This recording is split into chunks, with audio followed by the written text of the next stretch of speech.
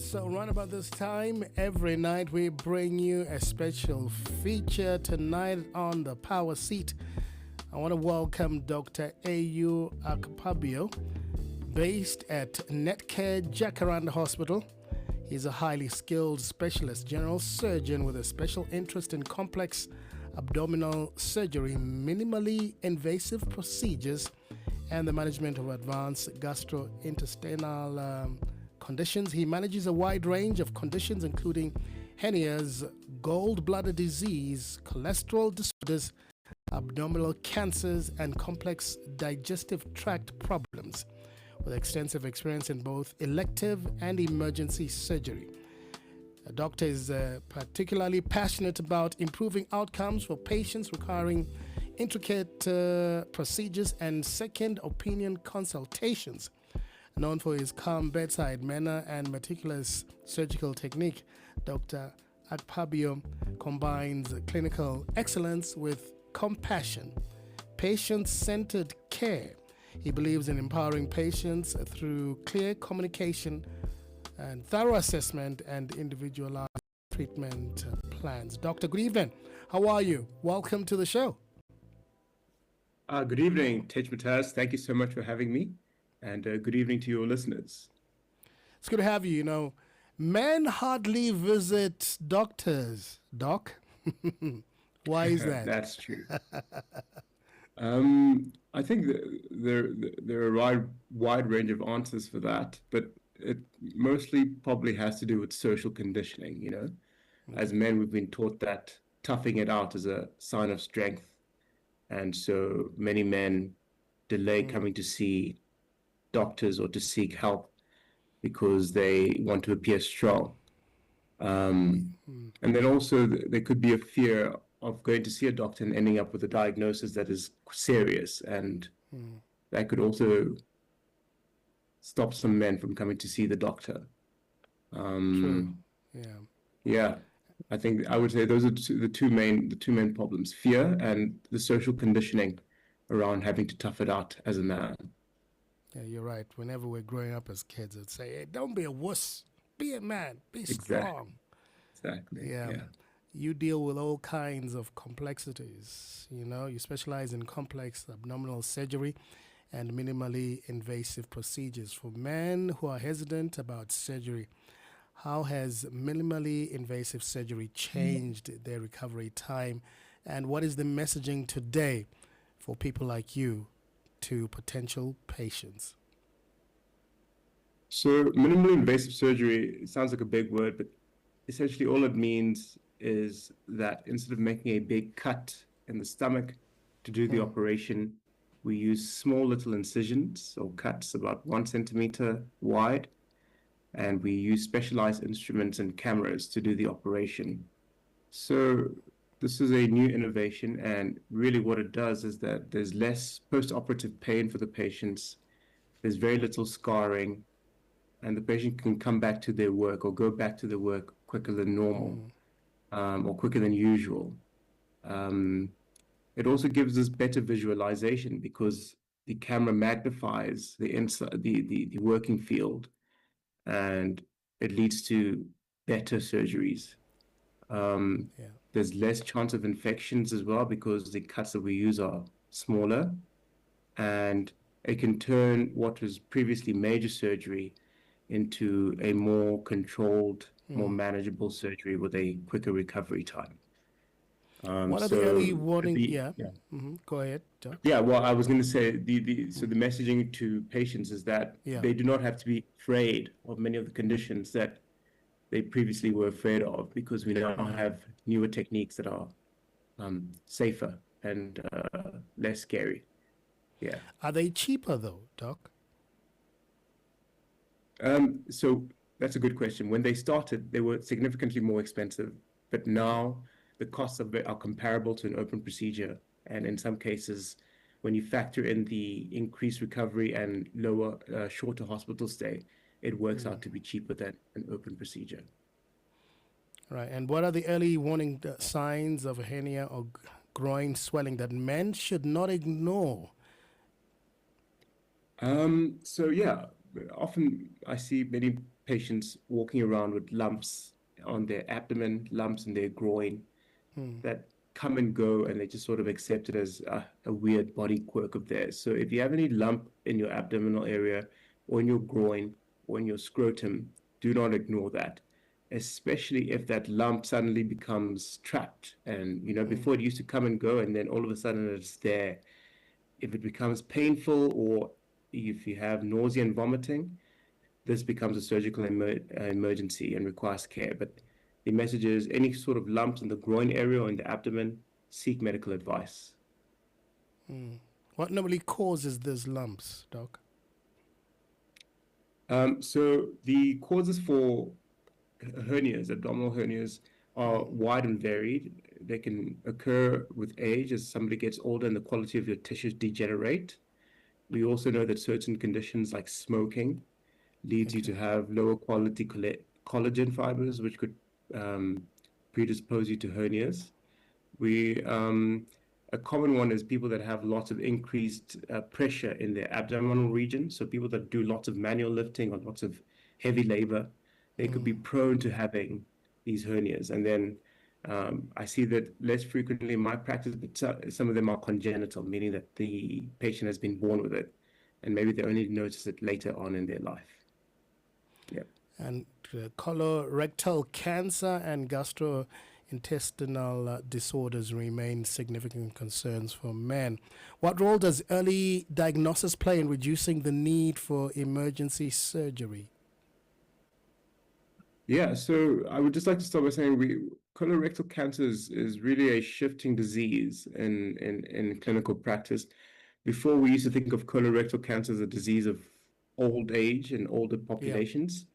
We are seeing it increasingly earlier and earlier in younger men, younger African men. And I think this week I was managing a gentleman with colorectal cancer in his 40s. So the framing of this pathology is that it's becoming a disease of younger people, and there are many theories as to why. A lot of it centers around the change in our dietary habits. Yeah, all right. Doc, please stay with us. I'm going to take a quick break, and we'll discuss men's health in just a short while. Rise and shine with Peter Ndoro and Tsepiso Makwetla. So how do you respond to Niger's new penal code, which criminalizes same-sex relationships and imposes prison terms of up to 10 years? Yes, I think the Niger legal system is responding to what is more or less a clarion call to criminalize natural relationships among people of same sex, and is a response to the growing tendency of the West to continue to impose their beliefs and understanding of human rights on the African continent and other developing countries. That's Dr. Samson Osagi, who's a Nigerian lawyer and former vice president of the African Bar Association. And there are those that are defending it, and many that are saying it's out of order. Where do you sit? Big continent, bigger conversations. Rise and shine with Peter Ndoro and Tsepiso Makwetla. 6 till 9 a.m. on Channel Africa, the African perspective. This right here is your number one radio station, and we're all excited about the Soccer World Cup. Guess what? You can win big with SABC Plus. The FIFA World Cup season is right here. You could win one of 4 PlayStation 5 consoles. Very simple. Download, register, and play to win. The SABC Plus app is available on all kinds of phones, either Android or iOS devices, so download it today. Head to the FIFA World Cup competition section, answer all the questions, and submit your entry. Don't miss out. Download SABC Plus now and start playing to win. T's and C's apply. Memories become conversations. African Diaries, live on YouTube, X, and Facebook. Channel Africa, the African perspective. And still, I have the doctor as my special guest today. This is the month for men's health, And sometimes, doc, for men, they complain about all kinds of things. Sometimes they complain about persistent heartburn or reflux. At what point should this be evaluated by a surgeon rather than treated over the counter? Oh, yes. I just wanted to, firstly, apologies for the technical delay. I just want to wrap up a point on that colorectal cancer because I think it's important for the public. Yes, So, please go ahead. with regards to colorectal cancer, we recommend that men should get screened early. So anybody below the age of 50 should be getting a colonoscopy. And if they have more danger signs, for example, if there's blood in the stool or they have a strong family history of colon cancer, then they should be starting their screening from the age of 45. And then it's important because we can pick it up early and then we can do the laparoscopic or minimally invasive surgery we had spoken about from the beginning of at the beginning of the program, instead of having to do an emergency procedure that is significantly more complicated and more risky for the patient. How Yeah, regularly yeah, should men? Yeah. Sorry. Go How ahead. regularly should men get that kind of checkup done? So specifically for colorectal cancer, the recommendations from the age of 50 onwards, they should have a colonoscopy once every 10 years, unless there's a positive finding, in which case they should do it every 5 years. If it was just a polyp or just a non-cancerous growth, and obviously if it's a cancerous growth, we can then do the investigations to work them up to remove the cancer. If they have a family history of cancer or if they have symptoms, it is recommended that they start screening at 45 years. And again, it is once every 10 years, or depending on the findings, the duration for the screening can be shortened. If they do not have access to a colonoscopy, they can go into their local clinic or their local physician, and we can start with simple tests such as a stool sample, where we check for the blood, or there's some blood tests that we can do on the serum as well, or on the blood itself, that to check for colon cancer. But colon cancer is becoming a really big problem in our young African men. And one of the take-home points here is that men should be vigilant for that diagnosis, and they should start screening early. Yeah, okay. So let's go back to the question I'd asked about persistent heartburn or reflux. Yes, so yeah, persistent heartburn and reflux. I always say that patients should not take gastrointestinal symptoms as a quirk of their personality. If your symptoms are affecting your life quality, if you need to be looking for the bathroom or looking for the exit whenever you go out, seek help. When it comes to heartburn, the occasional heartburn after a heavy meal, a braai, where you've had a lot of bap and bors, and it sort of resolves with a little bit of over-the-counter medication, that can be okay. However, if you're having heartburn that is persistent, you've tried different medications that you've gotten over the counter, and it's been going on for a few months, that could be a sign that it's something more serious. In that case, you should look to see a surgeon. It could be something structural with your throat or your esophagus. It could be something precancerous, not to scare the public, but we always want to catch these things early. Or it could be some sort of inflammation that is going on in the inside the stomach itself. So I think, yeah, to sum up, any kind of gastrointestinal discomfort that is severely affecting your life, seek help. Doc, how about the sighting of blood in the stool or rectal bleeding? Can that be alarming for patients, and what are the most common surgical causes for this? Yes, this is a particularly serious condition. It's one of the danger signs for gastrointestinal problems. Any kind of blood that you see in the stool, or even worse, when you're vomiting, is cause for concern. Do not leave that. Have it looked at, and have yourself reassured that it is nothing serious. The most common causes, what we see often, or what I see often, are hemorrhoids or fissures. Fissures is a small tear in the skin around the anal canal. And those are non-cancerous conditions that can be managed, fairly quickly as a day procedure. However, the importance of always having blood in the stool checked out is that it can be a warning sign for either colorectal cancer or the polyps, which are the growths that lead to cancer. So even if you have a harmless hemorrhoid, it is always best to get a physical examination and a checkup by myself as a surgeon or a medical specialist. Yeah. Doc, for most men, sometimes they need a second opinion on a surgical case. What should they bring to the consultation and what questions should they ask in order for them to feel confident?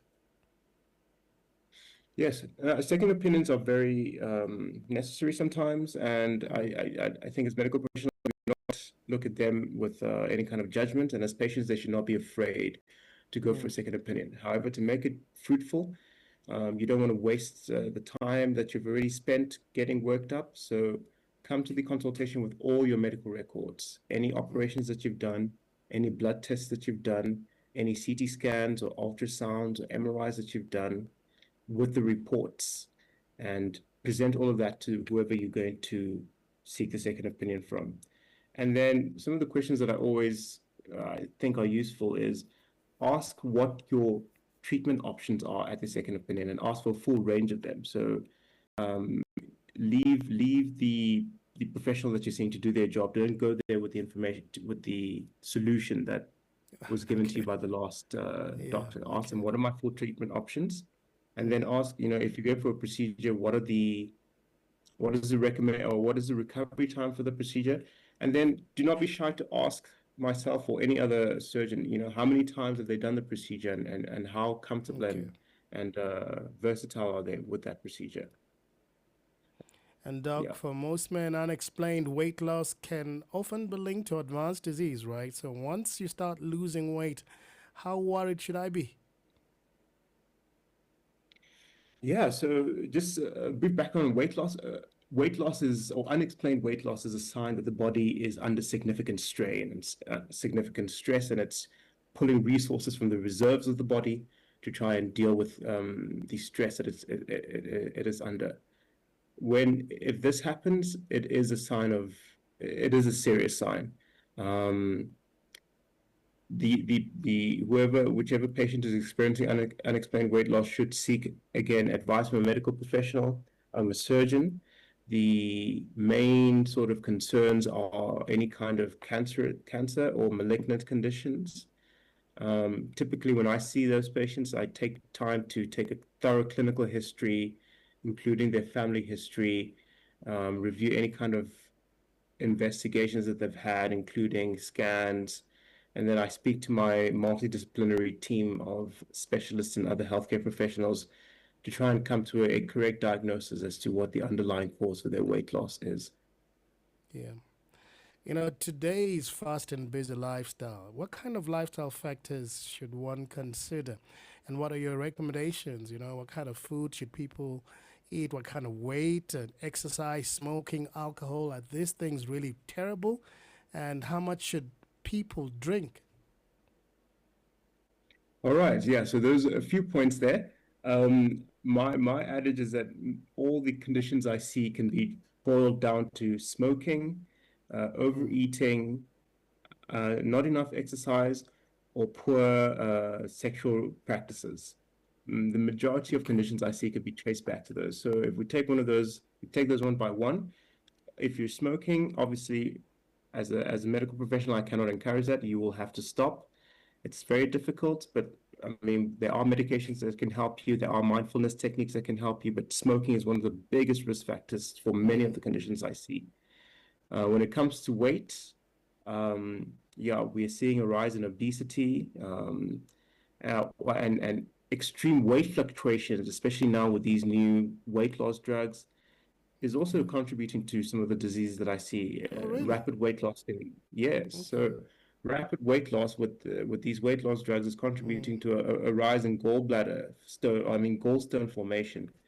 And I've done a few cases this year already where patients have presented with gallstones after losing a significant number, losing a large amount of weight in a short period of time. So the idea is to have a consistent weight. We don't want overweight, we don't want underweight, but we don't want rapid weight loss as well. The recommendation for the BMI is 25.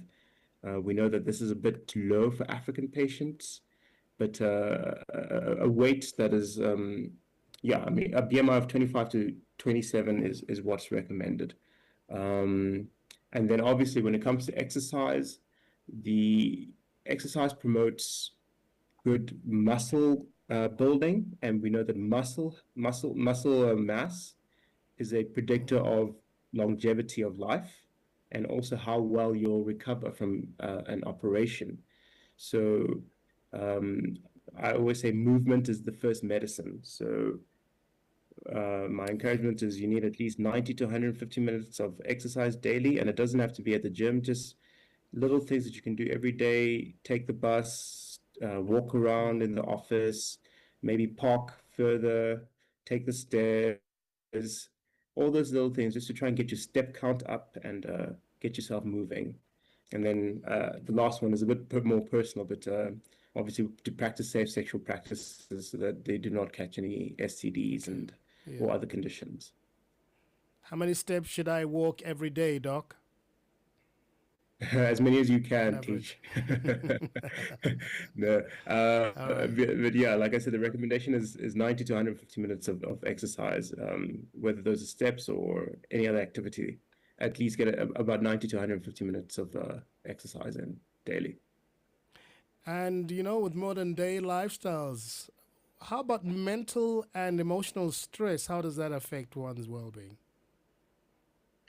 Yes, this is a very interesting area of research and development, and something that I am particularly passionate about. There is something that's being identified as the gut-brain axis, and there are information that's starting to link the health of the gut to your overall general well-being.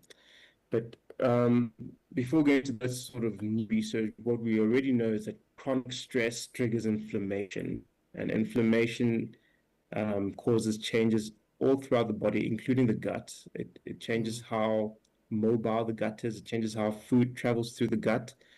There are certain conditions that we know are directly linked to the amount of stress you're under, conditions such as acid reflux disease, peptic ulcer disease, and functional conditions like inflammatory bowel disease. Patients often say that when they're stressed, they get flare-ups of this. And then also just anxiety in general over their medical conditions can cause patients to delay seeking advice. So looking after one's stress, looking after your emotions, trying to minimize the amount of tension you're under, not only helps your mind, but it has real significant positive benefits for your body, and in my case, for your gut. And it can prevent us doing more invasive procedures, and it can help with the functional procedures to help you live a better quality of life. Okay. So, guys, if she doesn't love you, leave her. Is that right? That is your recommendation, Tish, not mine. All right, Doc, thank you so much for having joined us. And tonight, your parting shot. One message to South African men this June for Men's Health Awareness Month. What is your parting shot? My parting shot to the men would be, it is a sign of strength to seek help. So listen to your body, get help, and let us take care of you so that you can continue to take care of your family. Fantastic. Doc, thank you so much for having joined us tonight, and we wish you only the best. Have a great one. Thank you very much, Tish. Greetings. Good evening.